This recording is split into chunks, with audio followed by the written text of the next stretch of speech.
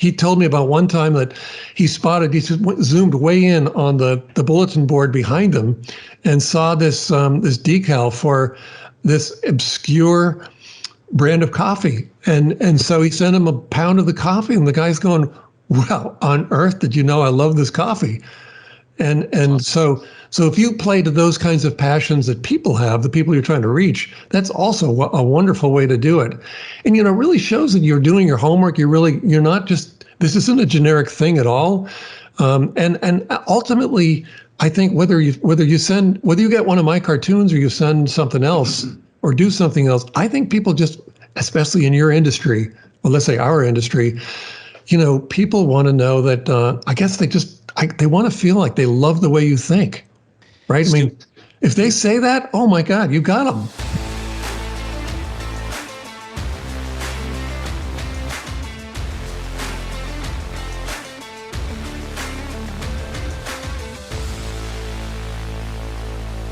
We're back with another episode of Over a Pint. I'm really excited about this, so I want to get right into it. Over a Pint, listen, if this is your first time listening to this podcast, Over a Pint is about this. We're sitting down with veterans in marketing to talk about how to become a better marketer. We are trying to focus on not theory, but practical experience. And our guest is going to hit a freaking home run for you guys today. I'm super excited about that. Let me introduce my co-host, Kurt Lingle. Kurt is VP of Celtic Advertising, award-winning shop here in Milwaukee, located in the 3rd Ward.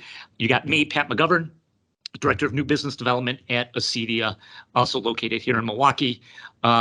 Today, very, very special guest for a couple of reasons. One, this guy is he's just super impressive. He is a best-selling author. This is the write-up, and it's just because, Stu, I don't know how to best talk about you because you've got so many freaking things. Guys, here is just about the author they have. Stu Heinecke is a best-selling author, twice nominated Hall of Fame marketer, and Wall Street Journal cartoonist. All right, right there. We could stop there and have a show. Right? Yeah. How to Get a Meeting with Anyone, which is another outstanding book, and it's such an awesome title. Introduce the concept of contact marketing. We'll get into that. The American Marketing Association named him father of contact marketing. Mr. Heinecke is also NASDAQ Entrepreneur Center author in residence, the mentor and co-founder of cartoonist.org, a group of cartoonists from the Wall Street Journal and New Yorker. He lives in the Pacific Northwest. He's a freaking amazing guy that maximizes his time. Stu Heinecke, thank you so much for being on the show. Hey, thank you. You know what I forgot to mention? I was also raised by wolves. Actually, you got a sense of humor about yourself. Was that on the list of questions? Are we hitting that topic, Pat, or is that I got thrown a curveball here, but I'll go there. This sounds interesting to me. Let's just do the thing that we got to do, just so we do the thing. Stu, what are you having today? And then Kurt, what are you drinking? Stu, what do you got? Oh my God. Well, I have a pint, but it's a pint of tea. What kind of tea you got? It's green tea. I don't know, some generic green tea. Sure, you're from it's health. Perfect. It's perfect for the brand. Yeah. Mr. Lingle, come on. What do you got? Well, Pat, I'm never one to shy away from having a beer. We are here in the Brew City headquartered, but I am having Central Waters, fantastic brewery out of Amherst, Wisconsin. They also now have a location here in Milwaukee. I'm drinking their pale ale. I love this brewery. I love their vibe. They're doing some good things. Great to have in the show, Stu. Cheers. Yeah, look at that. Hey, great to join you, third. I've got New Glarus Spotted Cow. This is a big beer here. You can only get it in Wisconsin. Stu, next time you come here via your book tour, I'm going to buy you a couple of these. So I got to try these out. These sound amazing. Cheers. Oh, yeah. You'll trip over beer in this town or in this state, for that matter, everywhere. Stu Heinecke, you have got so many things going on. Your latest book, How to Grow Your Business Like a Weed, is fantastic. I went through a little bit of bio. Stu, give us the lowdown about you. Give us, the people who are listening, a little bit more background about yourself and kind of paint that picture, okay? Well, I did say that I was raised by wolves, but not really. But I was, I think one of the coolest things that I've had coming up is I ended up just kind of, I don't even know how, well, I do know how to, but anyway, I ended up being mentored by some of the best cartoonists in the world. So from Playboy and the New Yorker. And you know, I, like you, I have an agency, had an agency for a long time. And way back when I started, I was creating direct mail campaigns for magazine publishers. So they were always sending all those mailings. Yep. Everywhere. Totally. And Totally. so if you ever got anything with a cartoon personalized about you, and I bet you guys got maybe the Ad Age campaign or something like that we did.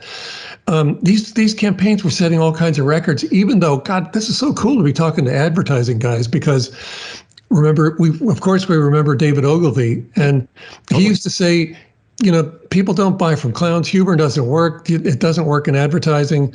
He's since changed his tune. I was glad to hear. Do you guys remember Dick and Bert Productions? Yeah, I do. Well, I got to talk to Dick and Bert, and Bert was telling me that he was summoned to Ogilvy and Mather in New York some time ago, and they wanted to talk to him about a campaign, and he had asked the creative director. He said, "Does David know I'm here?" He said, "Yeah. David changed his mind about humor." And so the thing is, when humor is done well, it does really. It's really very powerful, and so I was using personalized cartoons in mailings, and we were setting all kinds of records, breaking all kinds of. I mean, we were beating all kinds of controls, and so I gathered in all of these cartoonists who were my heroes. I started with cartooning. I started sneaking Playboys out of my father's dresser drawers when I was a kid and seeing, wow, these full-page cartoons from the best, from Gahan Wilson and Didini and so on. So those guys became part of my group. I brought them into my group. I was amazed I could, but I was introducing a new market to them, and I had them exclusively, and so I got to go hang out with people like Gahan Wilson and let me think here. Like Bob Mankoff, who was the cartoon editor at the New Yorker, and wow. A lot of Leo Cullum and Arnie Levin and so on. All these great cartoonists of our time, and that was my mentorship. Let me pause you here, because there's so much. So your first entry into the business world was as a cartoonist? Well, I mean, I studied marketing, so my degree is in marketing, but so I was combining marketing and cartooning. Got it. Okay. Yeah. Okay.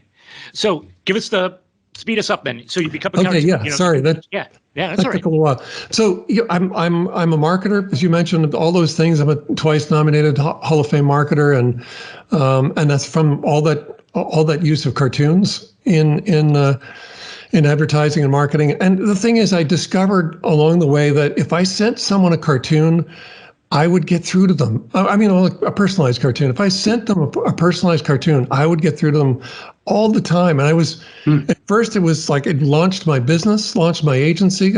I put out a campaign to 24 people. These were the directors of circulation at the big Manhattan-based media companies, print media companies. But it launched my agency. I got 100% response rate to that campaign, and they all became clients. Forbes and Time Inc. and so on.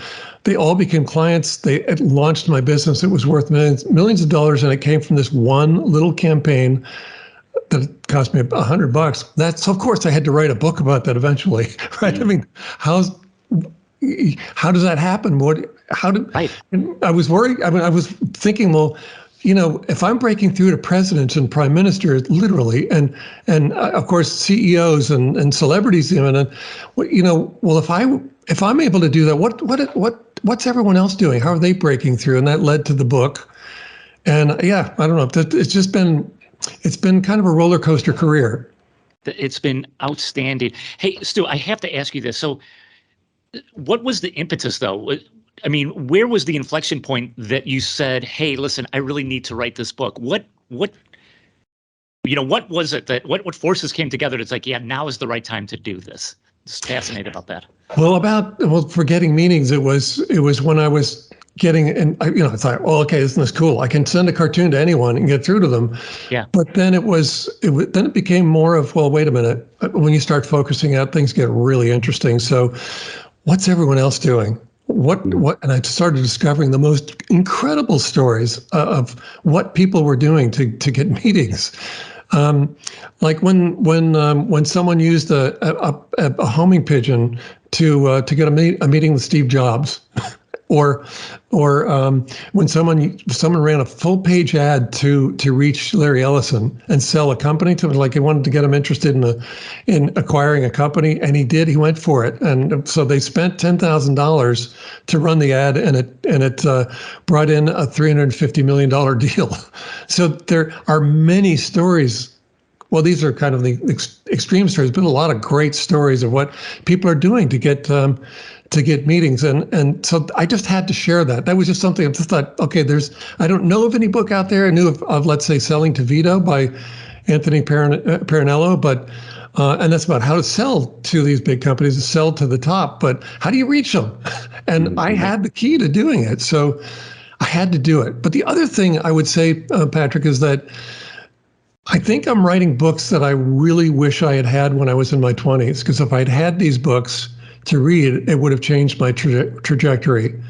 So how to get a meeting with anyone? Boom. I happened to sort of discover how to get meetings with people, but that would have been an amazing book for me to have when I was in my 20s.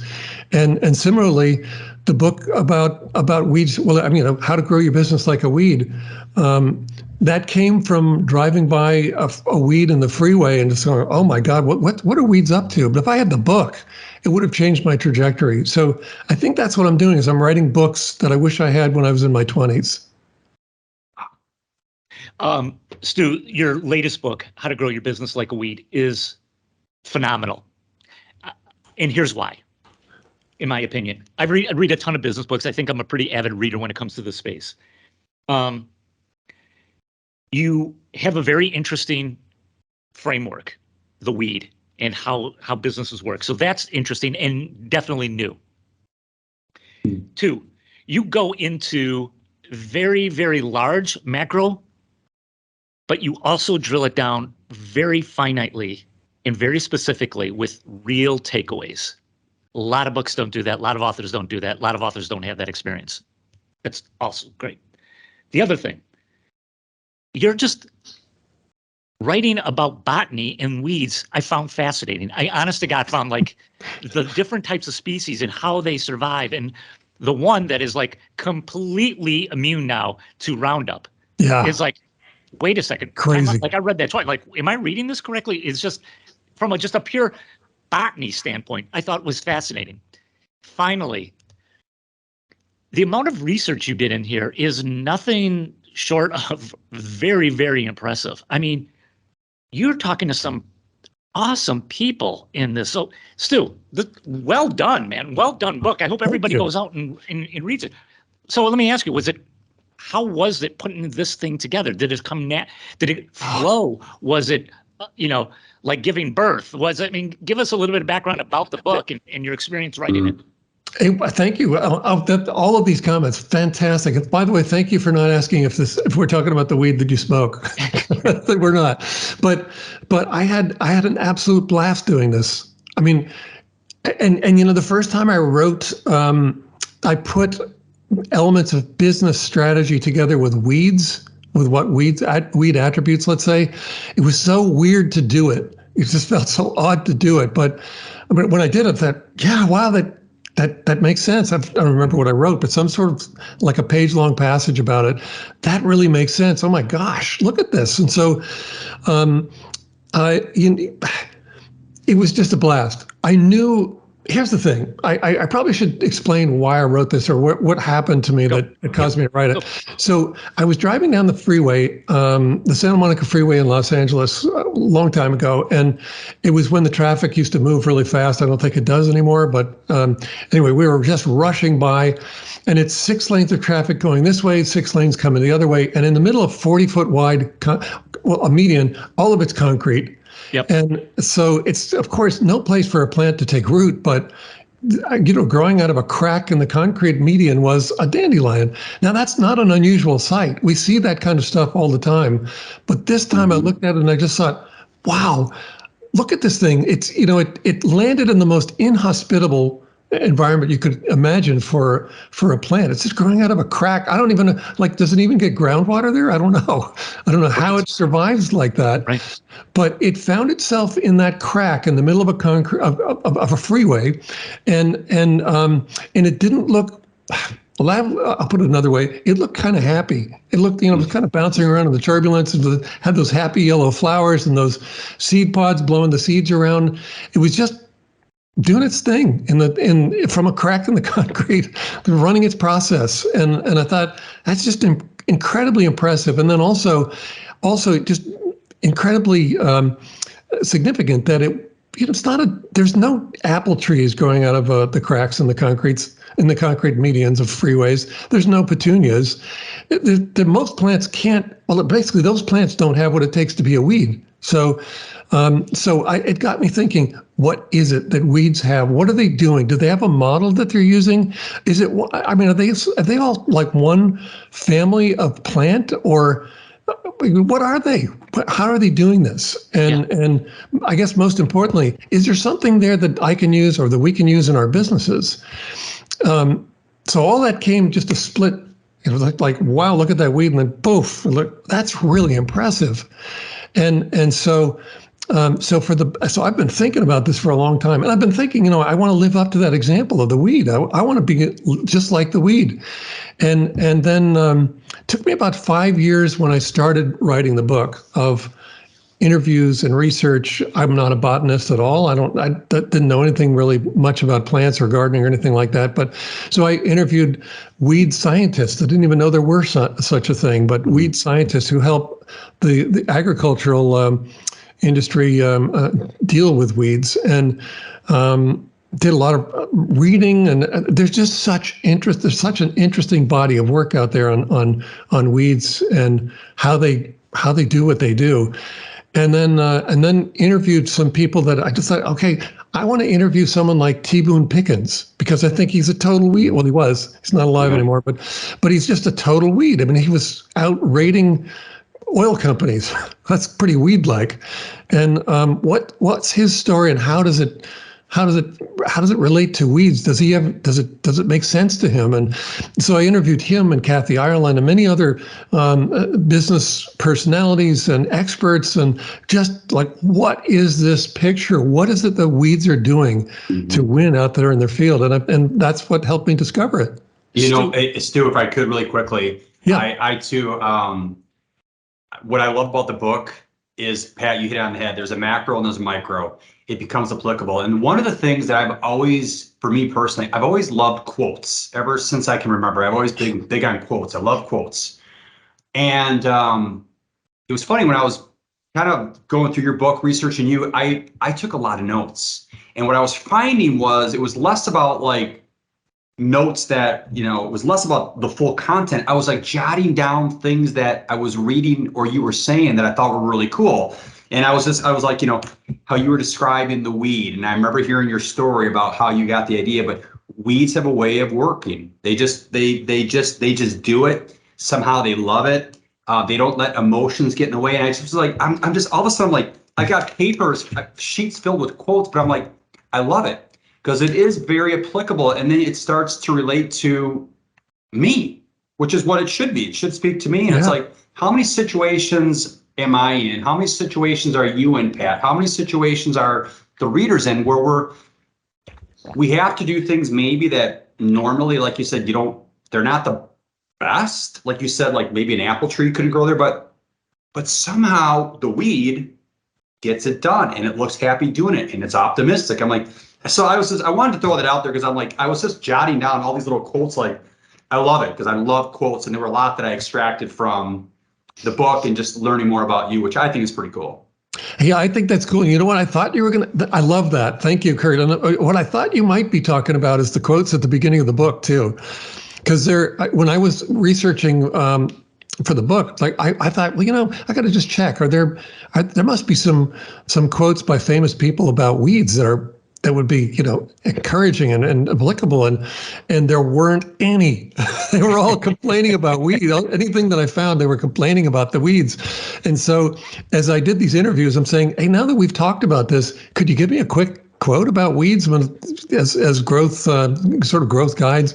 And there's a whole passage in the beginning of the book of these quotes by these famous people about weeds as growth strategy examples or something. I mean, there was one of my favorites, not by anyone that I interviewed, but one of my favorites was, if you give a weed an inch, it'll take a yard, which I think is brilliant. But there are some really, really good ones from Kathy Ireland and so on.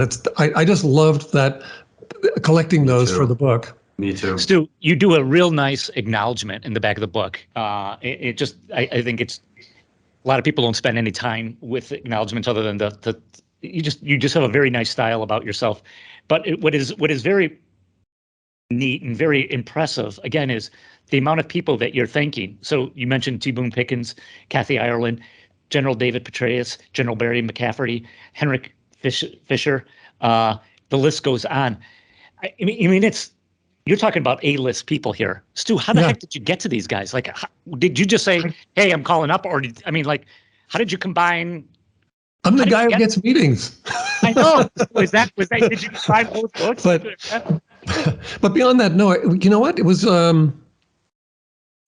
they just liked the concept. And well, here's the thing. I came prepared. So I had a whole infographic about what weed strategy was all about. So or just about weeds, and looking at them from a business standpoint and a strategy standpoint. So what are the attributes and tools and strategies that they use, and I have a weeds model.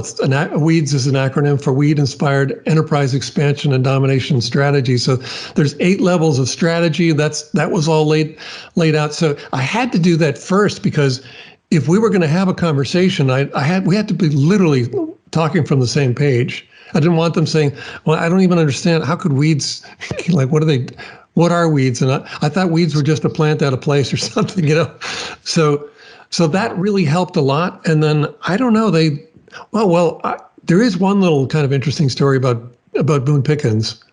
but otherwise they were just into it. They're just like, you know what, I love the concept. Yes, let's do this. You just touched on something, and that is you did some strategy. You thought about this. Stu, talk about how you take us through the marketing of this book. And I know it's still relatively new in book life term. Yeah. But like, how did you begin, thinking about just the marketing of this? Like, you're thinking about this like way before you're even putting pen to paper. I mean, you're thinking about so just take us through. It's like, okay, I've got this concept. I have to hit these people. Once the book is done, just talk to us about that. Well, there's a little bit of heresy that I have to commit, and that is that I actually believe this is going to be the top business growth book on the market, but I never expected it to be that right away. Because people had to wrap their heads around, well, weeds? What do you mean weeds? And, really, because people think weeds are just sort of disgusting. They're like organic trash or something. So I knew that it would take people a little while, and it has already. I mean, I mentioned that at the beginning of a lot of interviews, that when the book first launched, the interviewers would say, oh, you're talking about this kind of weed that you smoke? No, we're not talking about that kind of weed. But okay, glad we got that out of the way.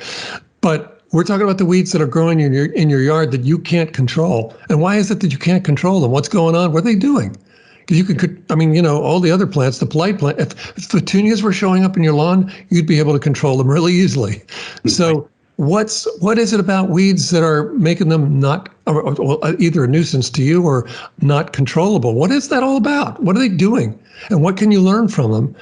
So that's starting to come around, and I think I might have also mentioned that one of the interviewers that I spoke to recently said, I read your book, and I think it's the new blue ocean strategy, and I just bingo, that's actually the bogey I was shooting for. I don't know I don't know if the title sounds very serious. How to grow your business like a weed. I mean, it's probably great for type-in traffic, SEO, but otherwise, I'm just counting on a couple of things. One is the weeds themselves; they're everywhere, and they pop up every spring. Well, right now they're doing some interesting things anyway, but they pop up every spring. If this works right, then every time we go through that in the northern or southern hemispheres, people are going to be saying, "Oh my God, here come the weeds." And wait, you know what? There's that book. So if they serve as my meme and they're growing everywhere, that's great. That'll be an amazing unfair advantage for the book and for marketing the book. And then I'll just tell you one real quick thing that in the book I mentioned that I'm going to be starting up a new award, an annual award called the Total Weed Award, to recognize particularly weed-like spread and growth among entrepreneurs and startups and VCs.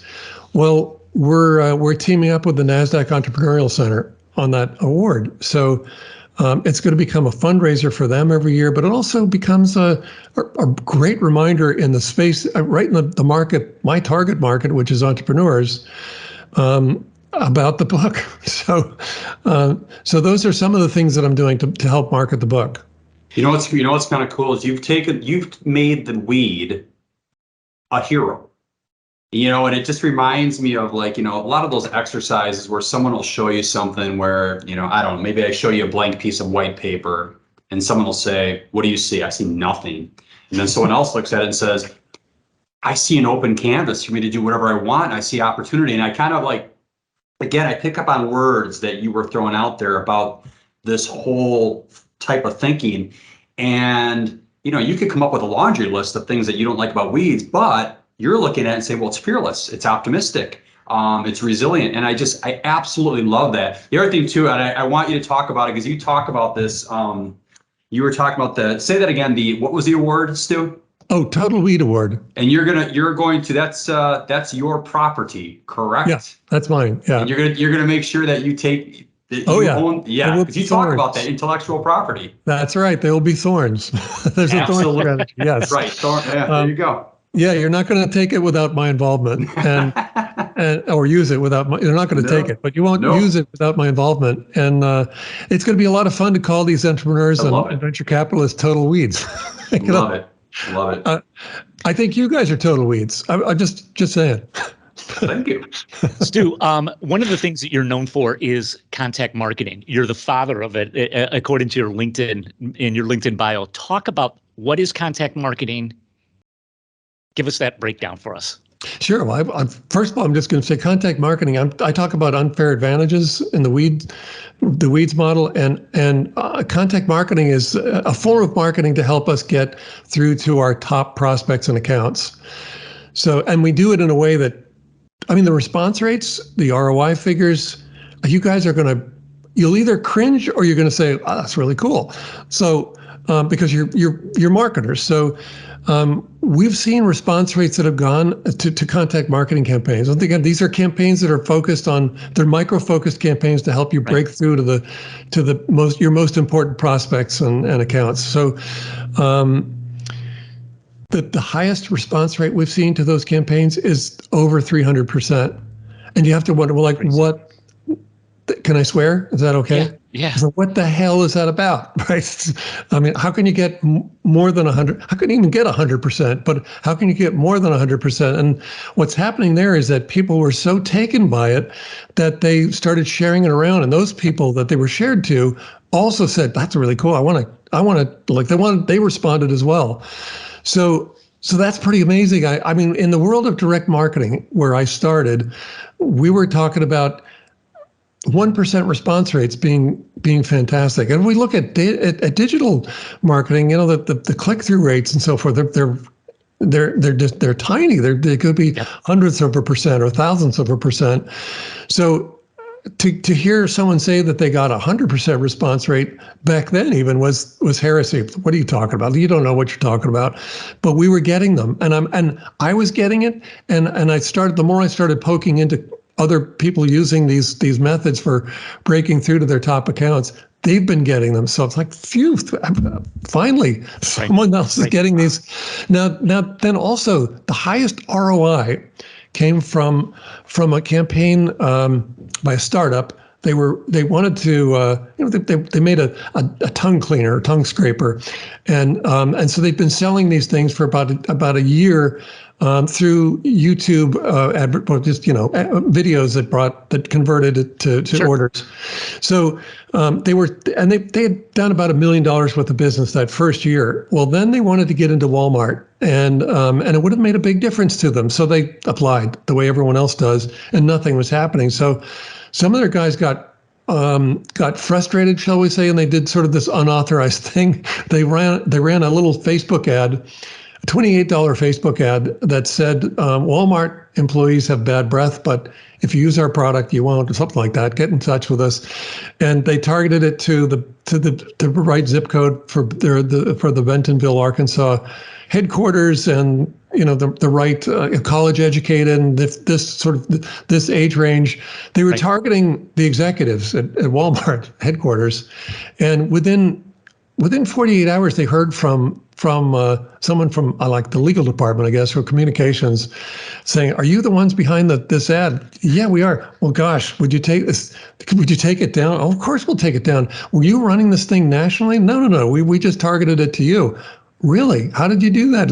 "Well, you guys are pretty good digital marketers." That's really, before they knew it, they went from a complaint, or sort of a cease and desist kind of call, to an introduction to the dental products buyer, who placed an order for it's like a $1.5 million order. And so I interviewed the CEO of this company, and I said, "Okay, so now you're being rolled out in Walmart. What did that do to the valuation of the company?" And he said, "I'm pretty sure it 10x'd us. So if we were twice earnings, then we went from $2 million valuation to $20 million valuation." So all of that combined is unless my math is wrong, but I've checked it several times because it's such a weird number. It's a 69,500,000% ROI. Unbelievable. So Stu, what is when you're coaching people, when you're talking to people about contact marketing, what are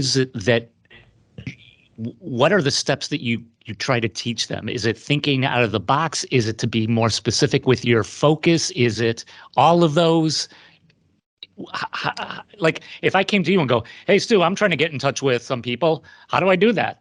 Like, how do you coach somebody in that? Yeah, I mean, I want to know a lot more about what you do, and now I'm the weed guy too. I want to know what your unfair advantages are, and just really specifically, what story do you want to tell the person? What story will make sense and make a difference to them?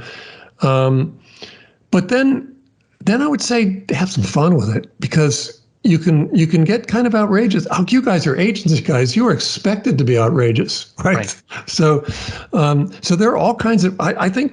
Well, I use cartoons. So that's such an awesome. I think that is such an awesome tool for you, and it's just like an unfair advantage that you have. It's totally. Seriously. Oh God, totally unfair. And that first campaign that I did to the publishers has morphed into. I don't know if you'll be able to see this, but I'll just hold it up. To this. So this is a big board. Oh yeah. And it doesn't even fit in the picture, but it's an 18 by 24 inch, quarter-inch thick foam core board. And the cartoon, again, I'm one of the Wall Street guys, one of the Wall Street Journal cartoons. So here's one of my cartoons. It's personalized, so the cartoon is about the recipient, and then on the back there's a message from the sender and the recipient explaining who they are, why they want to meet, and next steps. So I sent this cartoon to Mark Cuban recently, and actually a couple of years ago now, but I sent it to him. And so you can see this woman is talking. There's a couple of women, if you're listening just audio, there's a couple of women talking over coffee in a coffee shop. And one of them is saying, "Well, if I personalized it to Mark," this is what she was saying. Mark Cuban says you can tell a lot about a person just by looking at their Mavs tickets. I tend to agree. So Mavs tickets means a lot to him. So so I sent that to him. He had it framed. It's up in his office. If you do something like that, if you send someone an item of fascination, I mean, you don't have to send anything, but if you're going to do something that involves sending a device, send them something that's an item of fascination, so that they just can't play with it. I guess they can't stop playing with it. So let me show you one more. Do it. Pretty cool. Look at this guy. it's a real. I would buy this in a joke shop, but it's a coffee spill, and so I think that's a really cool visual metaphor to send to someone because, it could be like the spilled coffee. When we spill our coffee, we're not going to it's gone. You're not going to drink it. You won't drink it off the tabletop.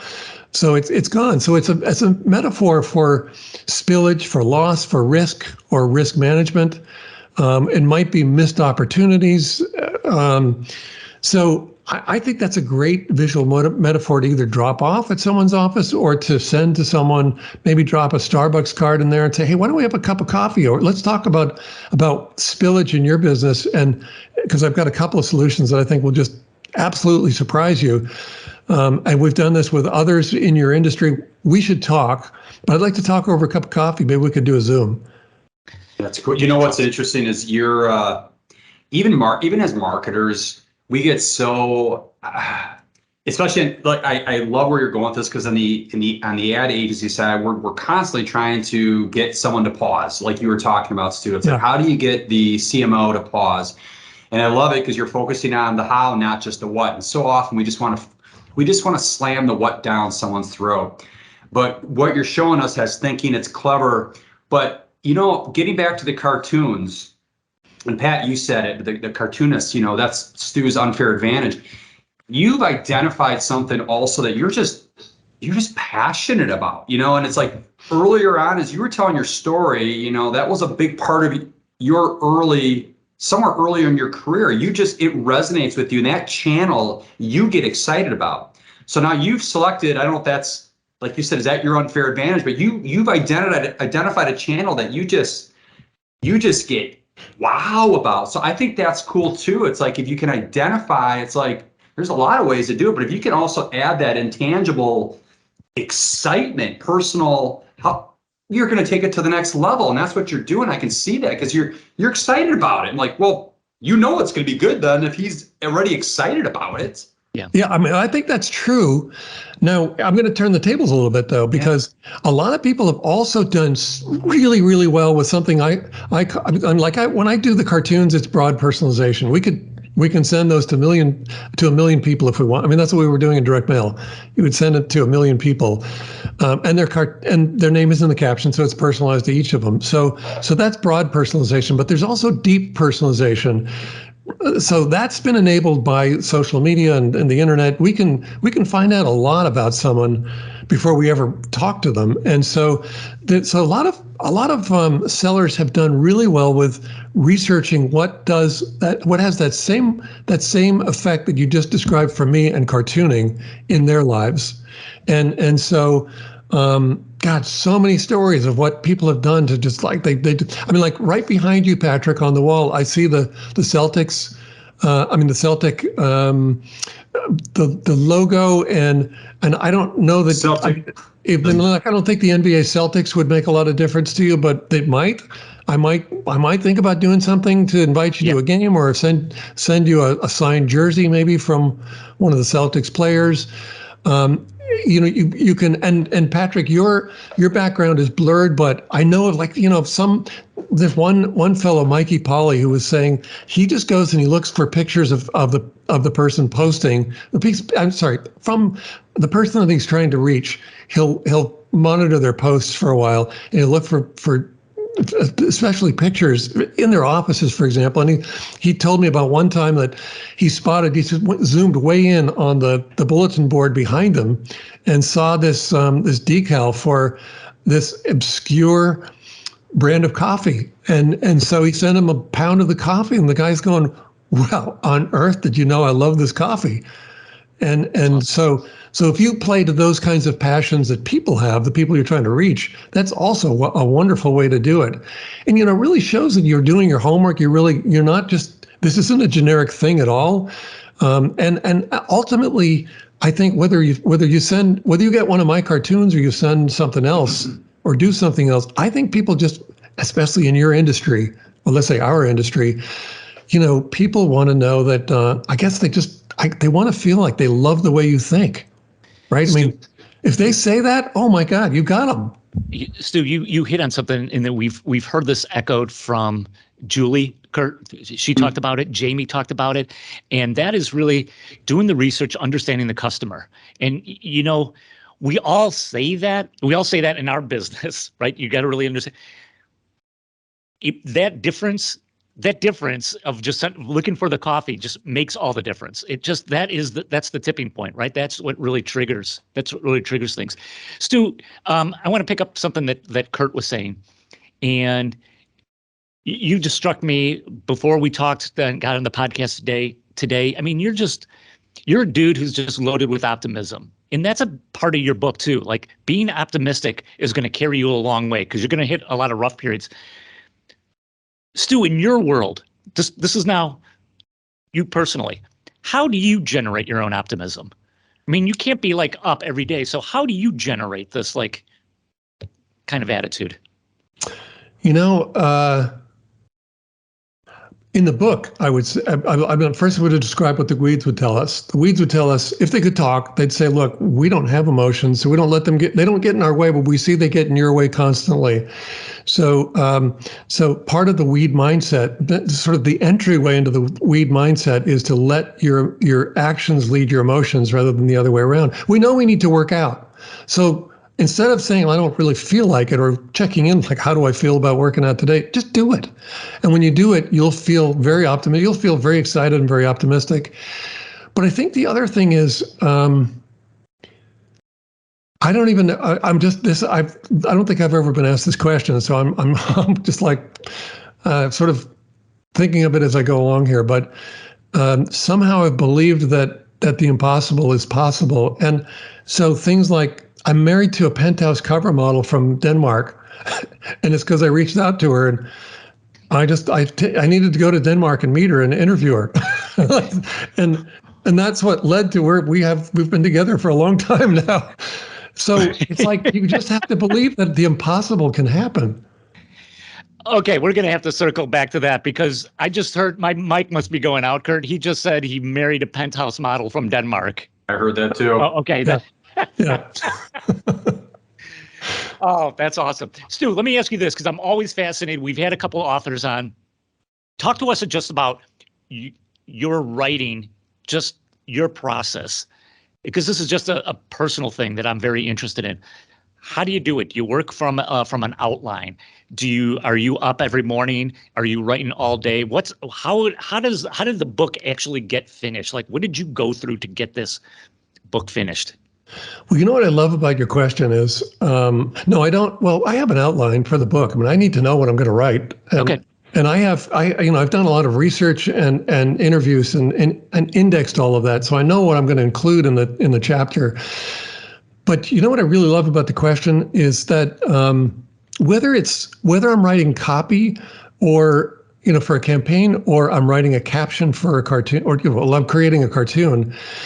All of this, I'm always looking for, well, I guess one way to put it is truth, but it's points of agreement. I want people to read it and go, wow, yes, of course. So I guess those are insights as well. But if you think about the nature of humor and cartooning, it's about truth revealed in a twist, which is why when we find something funny, we can see this.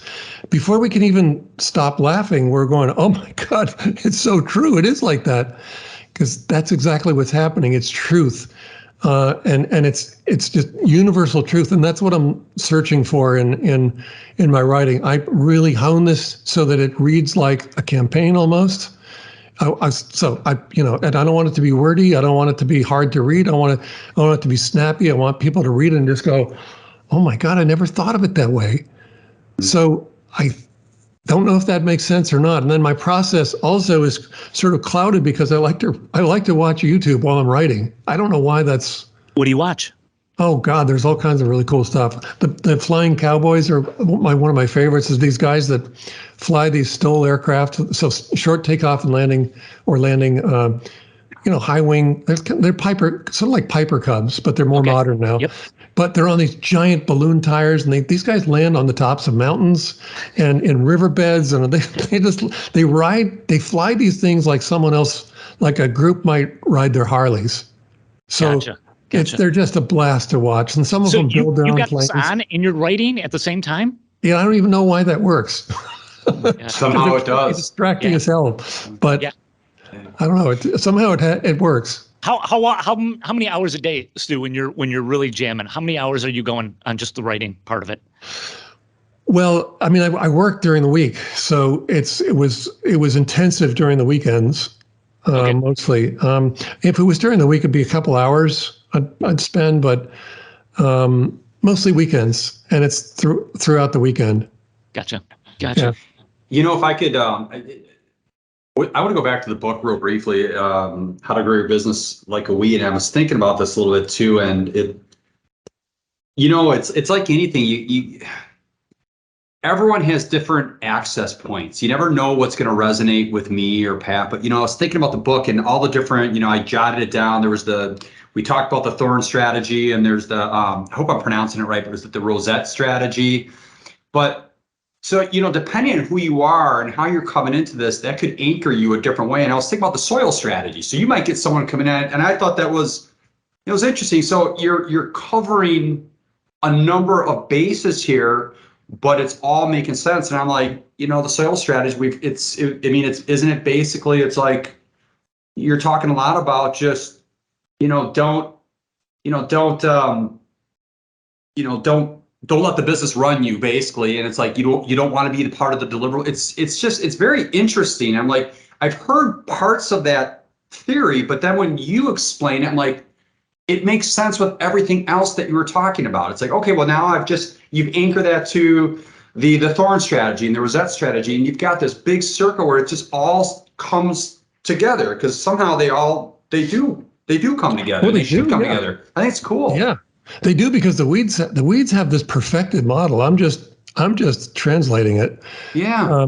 But you might notice also, though, that when I haven't done it yet, but I'll do it right now. I often will say, look, everyone knows what it means to grow like a weed, and we can all nod our head. It's a copywriting tactic, right? I mean, because we can all nod our heads. Yeah, of course, we all know what it means to grow like a weed. We've all heard it.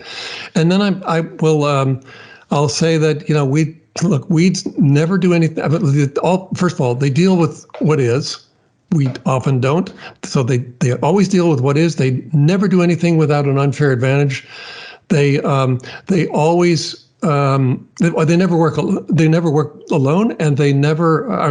Let me start over again. I got it totally wrong. Weeds always deal with what is. They never do anything without an unfair advantage. They never do anything alone, and they always focus on what makes them win.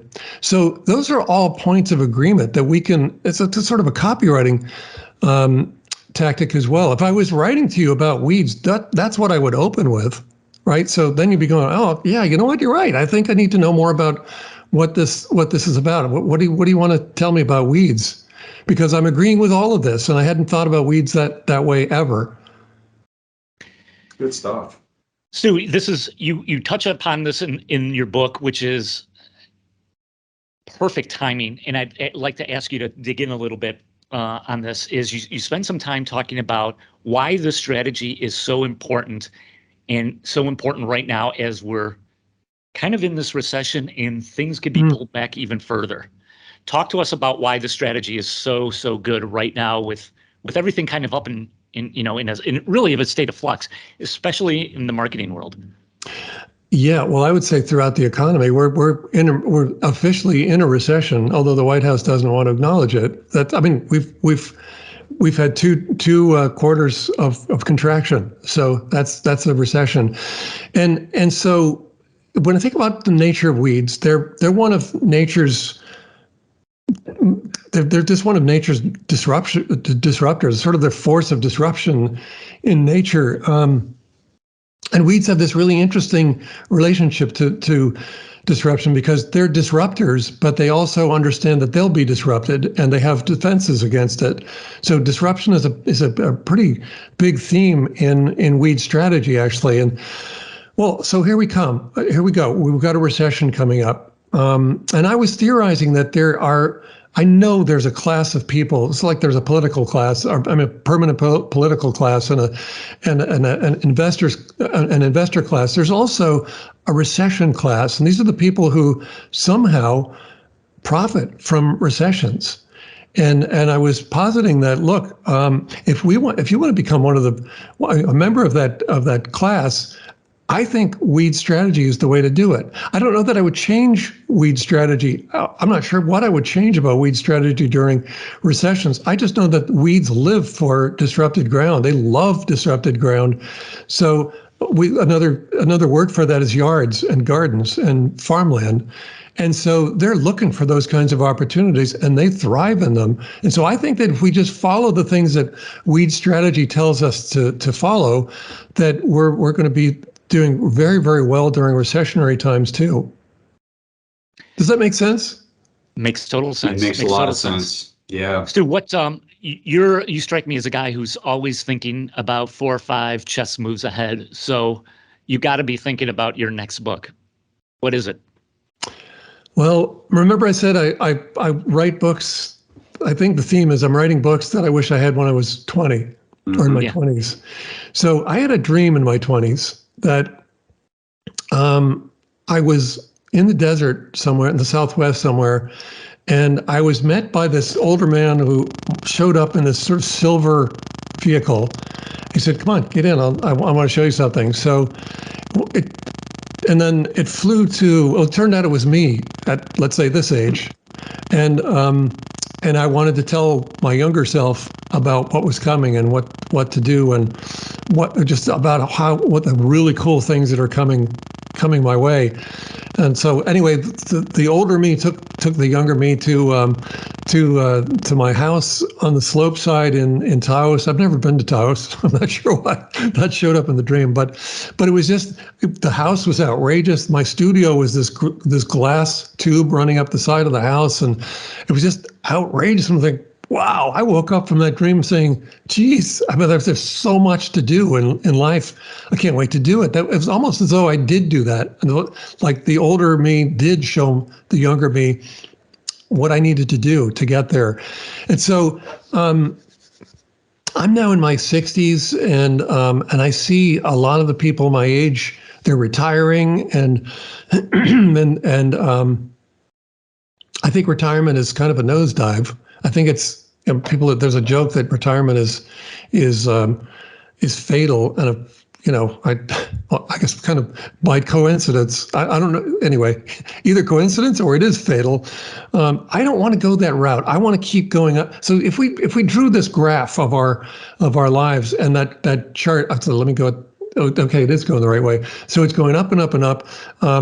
And it's our influence and our wealth and our standing in the world. And it just keeps going up and up and up. And then we hit retirement and it goes down. We just take a nosedive. I don't want to do that nosedive. I want to keep going up and up and up and up. Eventually we all pop.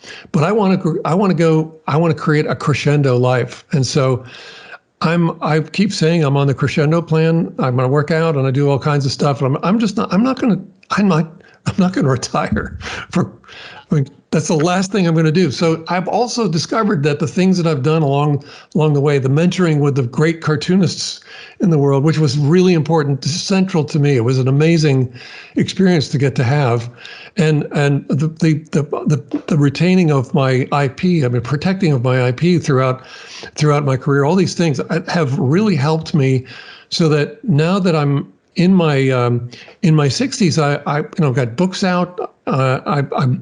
I know that there's a path that will cause me to keep going up and up and up, and I'm going to follow that path until there's no more time. And that's what the book's going to be about. It's going to be about, and it's not like don't retire. It's going to be about throughout the ages in your life, from the 20s on. Here's what you need to do to live a crescendo life. Stu, I think that's an awesome answer, and I'll tell you why. I mean, I'm in my late 50s, and I think there is a huge group who share the same kind of outlook that you do. It's like, I might not want to work 9 to 5, but I don't want to stop doing a lot of things. But what's the path? Where do you How go? do I build it? Yeah, how do I build it? Exactly. Build that foundation. Exactly, Stu. And I just want to also compliment you on, I mean, dude, as a you're not slowing down at all. I mean, you're writing books. You're on LinkedIn a ton. You're doing podcasts. I mean, every time I turn on any social, there's Stu. So God bless, man. You can keep it up. Thank you. Thank you. Yeah, I am having a blast. I'm going to be calling people Total Weeds, and it'll be sponsored, with the NASDAQ Entrepreneurial Center, all this. I'm just having a blast doing this stuff. What we've also heard from a lot of guests too, Stu, is people talk a lot about, and they might say it differently, but they're in search of their why, and it doesn't really matter where you are in your life or in your career for that matter, but it's like finding that why is so important for many, many reasons. And as you were describing the crescendo and what you want to do and what you don't want to do, I just kept thinking, like, he's basically describing his why, and he's really excited about that why is in terms of what he wants to do. So it's been a theme. People say it differently, but it's an important theme, and it's kind of cool that you brought it up, and I think appropriately, towards the end of our conversation, because it sounds like to me that's what your why is. Not that every answer or question is answered, but you certainly are. You don't want to give up that why, and you want to build upon it. Yeah, I just can't imagine stopping. I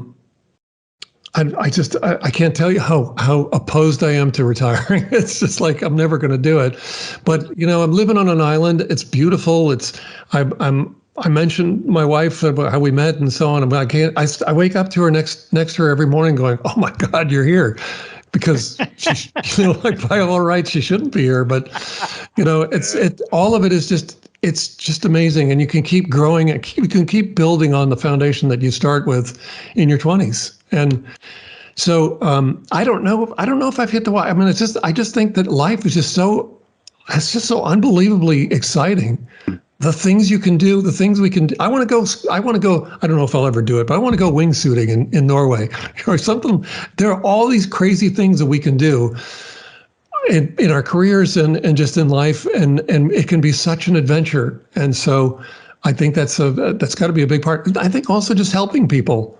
I mean, the books are kind of like mentorship at a distance, but it's helping people. And I know it's helping people because I've heard from a lot of people who've really, really benefited from, let's say, reading How to Get a Meeting with Anyone so far. I mean, the new one, How to Grow Your Business Like a Weed, has just come out, but I'm sure I'll hear about that as well. It's changed my life. It's changing the way I do business and fundamentally. And so I'm sure it'll change a lot of lives out there as well.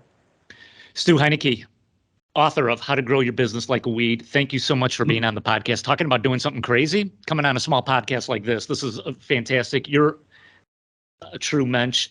I appreciate it. I know Kurt does as well. Absolutely. Thank you, Stu. You got the final word, Stu. How do people find you? How do people get in touch with you? This is your time. Well, please, thank you so much. Thanks for having me on, Patrick and Kurt. This has been a blast.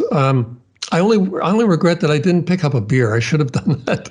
But you can find me at my author site. If you know how to spell my name, it's easy to get there, stuheinecke.com. So StuHeinecke.com. You can get a couple of free chapters. I'm going to add some more free stuff to the site as well. But come and join my list. I would love to have you join my list. You can also connect with me on LinkedIn, as Patrick mentioned. I'm on LinkedIn quite a bit. Just mention you heard me on this on Over a Pint. That would be great. I would love to hear about that. And yeah, that's how you reach me. Stu, thanks a lot. Good luck with the book. We're going to be hearing a lot more from you. I have no doubt. Excellent. Thank you so much. Thank you, Stu. Cheers. Thank you.